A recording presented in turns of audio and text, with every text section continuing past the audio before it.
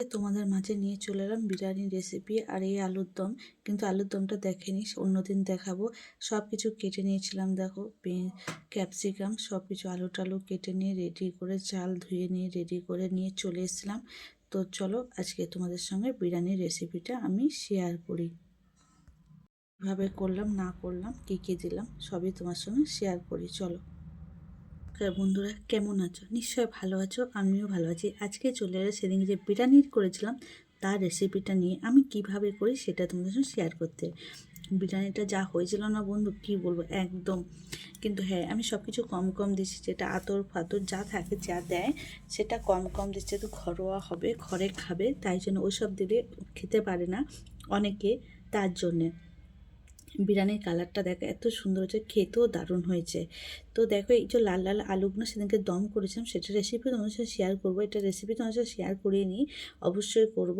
আর এই দিকে দেখো পেঁয়াজ কেটে নিয়েছিলাম, ক্যাপসিকাম দিয়ে করেছিলাম। আর আলু কেটে একটা লেবু নিয়ে নিয়েছিলাম, তারপর চাল ধুয়ে রেখেছিলাম, আরও একটু ধোবো তার জন্য ভিজিয়ে রেখেছিলাম। আর এদিকে আলুগুলোকে দেখো ছাড়িয়ে নিয়েছিলাম, যেহেতু আলুর দম করবো বলে। আর এদিকে পেঁয়াজগুলো দেখো সব কেটে ফেটে, তারপর পেঁয়াজগুলো কুচিয়ে নিয়ে তাতে নুন দিয়েছিলাম। নুনটা দিয়েছিলাম কাতে মশলাটা বেরিয়ে যায়, যাতে যেটা পেঁয়াজটা তো কড়কড়া টাইপের ভাজা হয়, যেটা কি বলে ব্যাস যাই হোক আমি ভুলে গেছি, তো ওটা করতে হয়। আর এইদিকে দেখো হয়ে গেছে সেটা, যেটা বলছিলাম আমি ভুলে যাচ্ছি নামগুলো, কিছু মনে করো না বন্ধুরা, তোমরা একটু বুঝিয়ে নাও। তো তারপর চিকেনটাও ভালো করে ধুয়ে নিয়ে পেস্তা ভুলে গেছিলাম। তো যাই হোক আমার ভুলা অভ্যেস আছে। তারপর নুন হলুদ মাখিয়ে নিলাম চিকেনটাকে, একটু লেবুর রস দিলাম, তারপরে যেটা মশলা বেটে রেখেছিলাম আদা রসুনের পেস্ট সেটা দিলাম, ধনে সব কিছু দিয়ে ভালো করে মাংসটাকে ম্যারিনেট করে রেখেছিলাম কিছুক্ষণের জন্য। অবশ্যই। আর সত্যি কথা, ঘরের যে বিরিয়ানিটা হয় না সেটা অসাধারণ হয়। আমার তো মনে হয় দোকানের থেকে ঘরে যদি একটু বিরিয়ানি করা যায় খুব ভালো লাগে। আর আমি বেটে রেখা যে লঙ্কা সেটা দিয়েছিলাম, গুঁড়ো লঙ্কা এনেছি কাশ্মীরি লাল, তার সঙ্গে আমি এটা দিয়েছি। সব কিছু আমি ভালো করে মাংসটাকে মাখিয়ে কিছুক্ষণের জন্য রেখে দিয়েছি। ওদিকে আবার মাংসটা বসাবো, যদি পেঁয়াজটা তুলে নিয়েছি তার সেই কড়াতেই আমি গোটা জিরে তেজপাতা দিয়েছি। এদিকে দেখো ভাতটাও আমার হয়ে গেছে, ভাতটাকে তুলে নিয়ে আমি ওটা ঠান্ডা করতেও দিয়েছিলাম। যেটা ভাত তোমাদের দেখায়নি, প্রথমে ভাতে আমি একটু সাদা তেল আর গোটা গরম মশলা দিয়ে জলটা ফুটা আর চালটাকে আমি আধ ঘন্টা ভিজিয়ে রেখেছিলাম, সেটা তোমাদেরকে বলে দিলাম বন্ধুরা। অবশ্যই তোমরা ওরকম করো।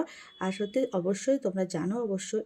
তো আমি কীরকম বিরিয়ানি করি সেটা তোমাদের সাথে শেয়ার। তারপরে মাংস কষার জন্যে যে অবশিষ্ট মশলাগুলো থাকলো আদা রসুন ধনে গুঁড়ো জিরে গুঁড়ো সব কিছু দিয়েছিলাম, কারণ সেদিনকে আমি খুবই ব্যস্ত ছিলাম যে সব কিছু বাটতে পারিনি, শুধু আদা রসুনটা বেটেছিলাম আর বাকি সব গুঁড়ো দিয়েছি। তোমরা যদি বেটে দাও তাতে কিন্তু টেস্ট কিন্তু আরও সুন্দর হবে। তো আমি সবই গুঁড়ো দিয়েছিলাম, এক হাতে করছিলাম সব কিছু গুছিয়ে গাছিয়ে, হেল্প করার মতো। শুধু আমার ননদটা এসেছিলো, ও যা চিকেনটা ধুয়ে দিয়েছিলাম, মিথ্যা কথা বলবো না, যেটা ও করেছে। তা বাকি সব আমি করেছি, কারণ সব কিছু করতে হবে।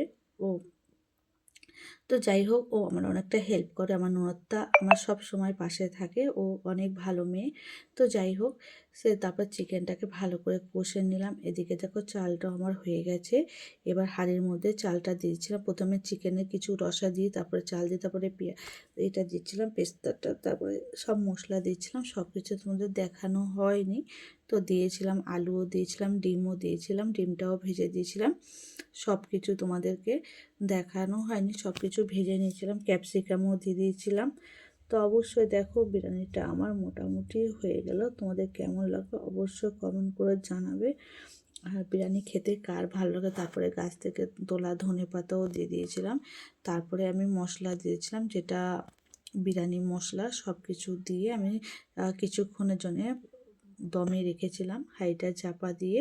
আর এইদিকে দেখো আমার সালাড কাটা হয়ে গেছে মোটামুটি। এবার সবাইকে খেতে দেবো, তো তোমাদের সঙ্গে শেয়ার করলাম। কেমন লাগলো অবশ্যই কমেন্ট করে জানাতে ভুলো না বন্ধুরা।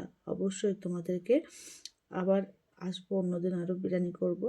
আমার বিরিয়ানি কিন্তু সাধারণ হয়েছে। তার মধ্যে দেখো কাকাদের খেতে দিচ্ছিলাম কলা পাতাতে করে, কারণ কাকা খাচ্ছিল, কাকা অসুস্থ, তাই জন্য বেশি মশলা টশলা খুব একটা দিইনি, যেটা উনি খেতে পারবে সেরকম দেখেই আমি করেছি, কারণ তিনি একটু অসুস্থ আছেন, তো তার জন্য।